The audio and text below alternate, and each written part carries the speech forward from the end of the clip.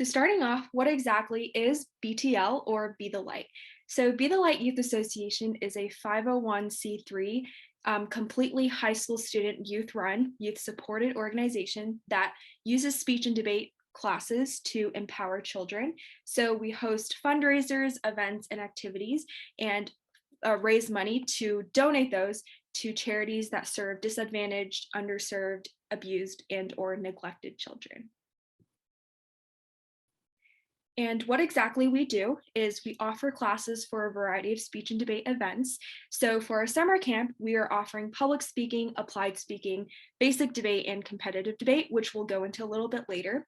And through these courses and these speech and debate classes, we have multiple different workshops, and students will be able to gain valuable knowledge to boost their everyday confidence and also their competitive appeal should they go compete at tournaments or other competitions. So, a little bit about our history. So, our organization was founded back in 2017 by a team of only 7 high school students. And we started off instructing just a couple students, and we've expanded drastically since then. So, just as some statistics, since then, we've taught over 958 students, raised over 160K dollars, and have donated all of these funds to 17 different organizations across the nation that help underprivileged and underserved people in our communities. Hi, I'm Sophia. I'm the head of education for speech, and we're just going to be going into more about the summer camp and the education aspect of it. So, the dates for our summer camp are July 12th to July 23rd. So, it's going to be Monday through Friday for 2 weeks, excluding weekends. And then the class times will be for the speaking classes, 11 a.m. to 12:30 p.m. Central Time. And then the debate classes will be 2 p.m. to 3:30 p.m. So you can either sign up for a speaking class, a debate class, or both a speaking class and a debate class.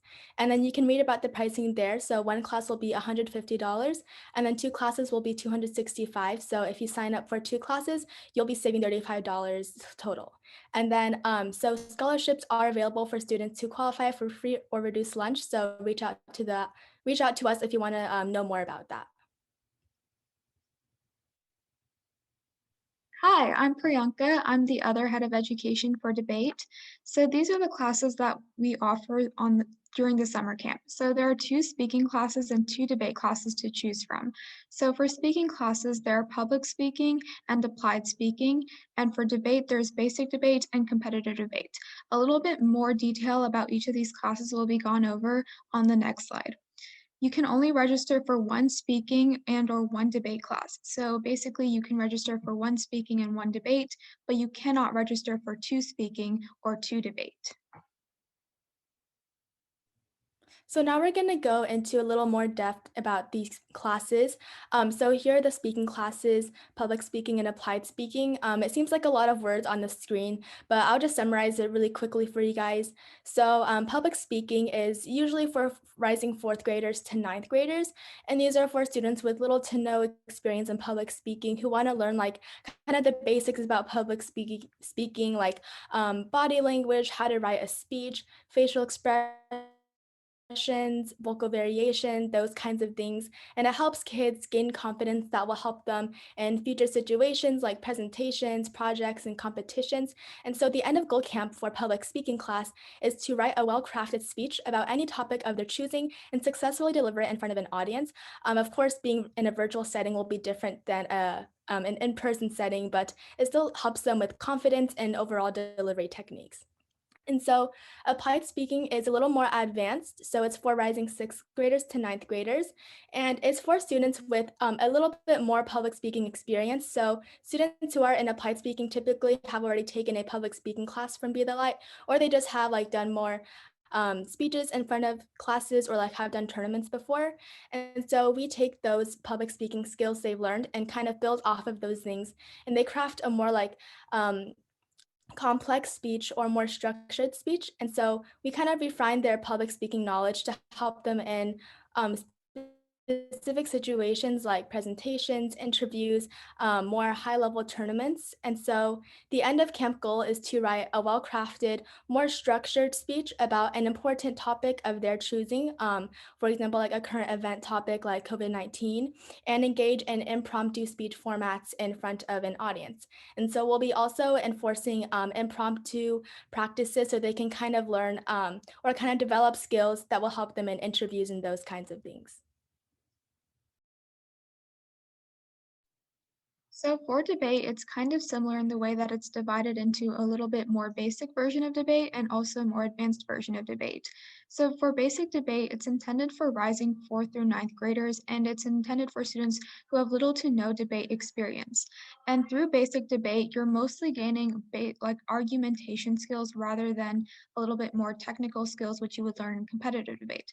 So some of these basic debate skills that you will learn include structuring an argument, researching effectively, speaking persuasively, and just overall being able to write and defend your own argument.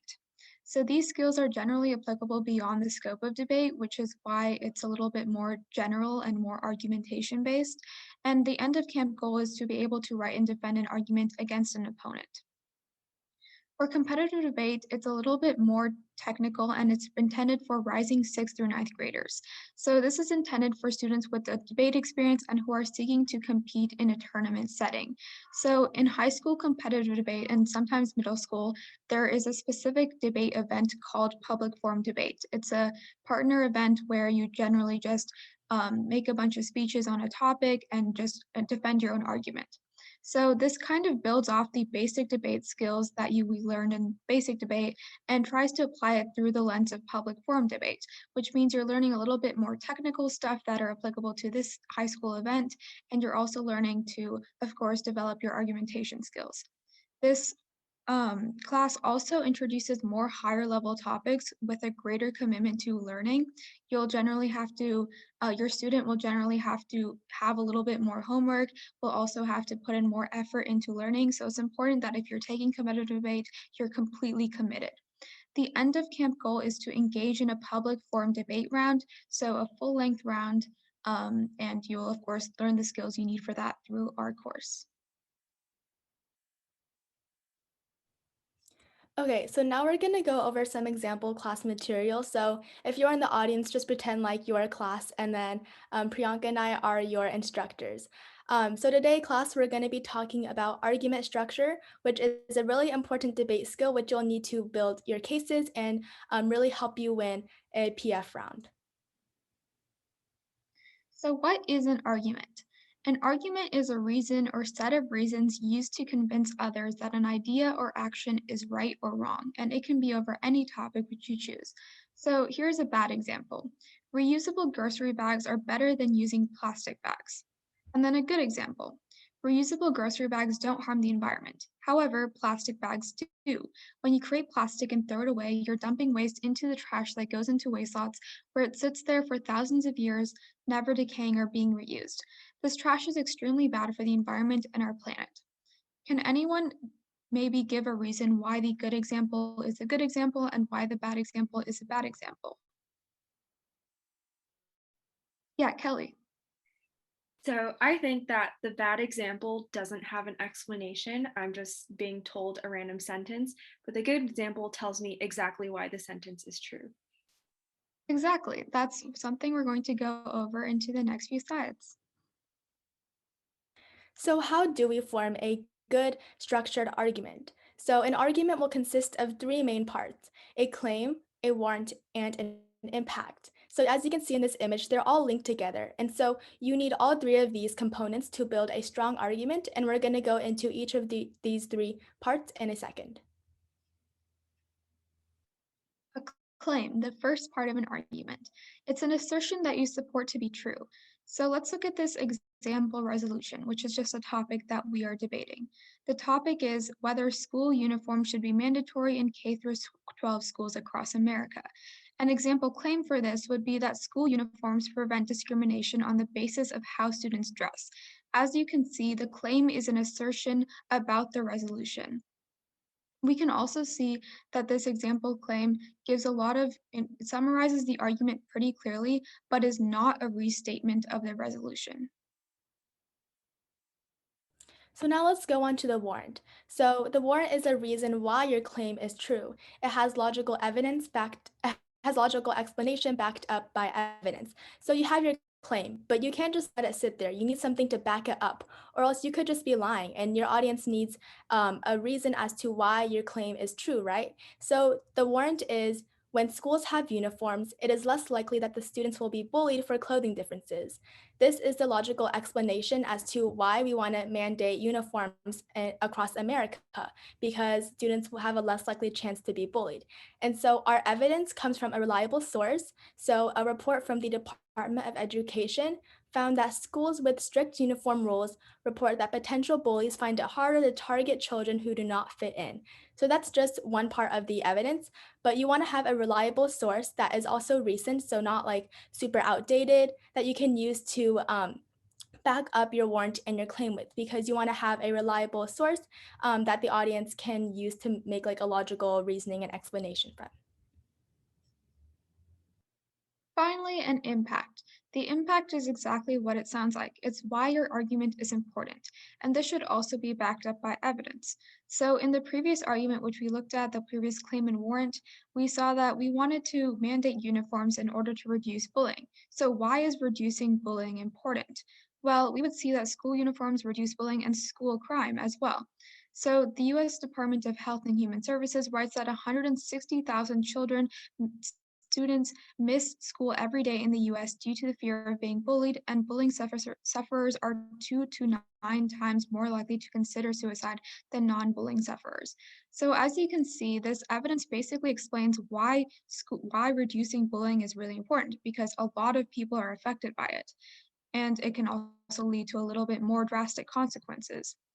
And we can also see that there's two pieces of evidence for this impact.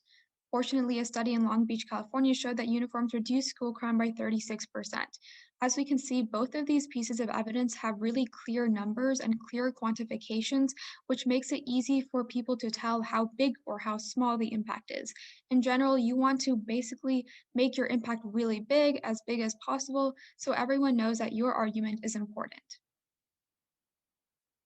So now let's put it all together. You have your claim, your warrant, and your impact. So your claim is school uniforms prevent discrimination on the basis of how students dress.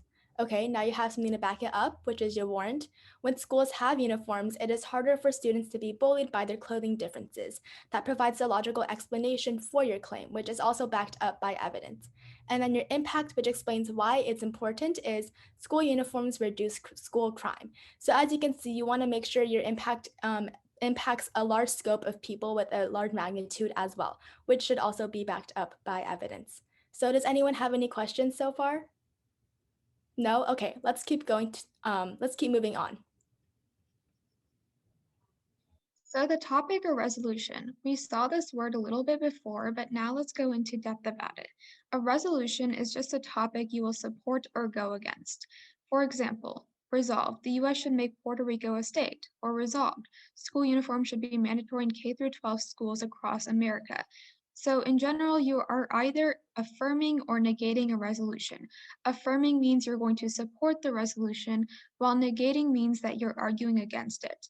There are also some words that are synonyms for these. For example, a synonym for affirming is the pro side, while negating the con side. Okay, so if we have no questions so far, then we're gonna go into some argument structure practice. So how it works is on the next slide, you're gonna read through the argument. And then when Priyanka and I ask you to, you can type or unmute the number of sentences you think are the claim in the argument into the chat. And so we're gonna repeat this process for the warrant and the impact, and then we're gonna reveal the answers to you on the next slide. So let's get started with some practice.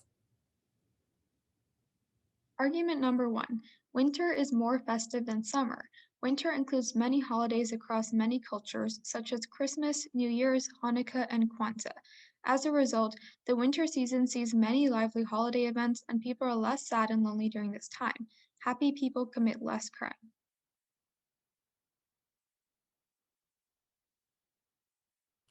Okay, so now let's go over the answers. So sentence number one, winter is more festive than summer, is the claim because this is what you claim to be true and what you believe. And then sentences two and three, winter includes many holidays across many cultures. Those are the warrants because it provides the logical explanation as to why winter is more festive than summer. And typically, you also want to include some statistic or evidence in this part as well.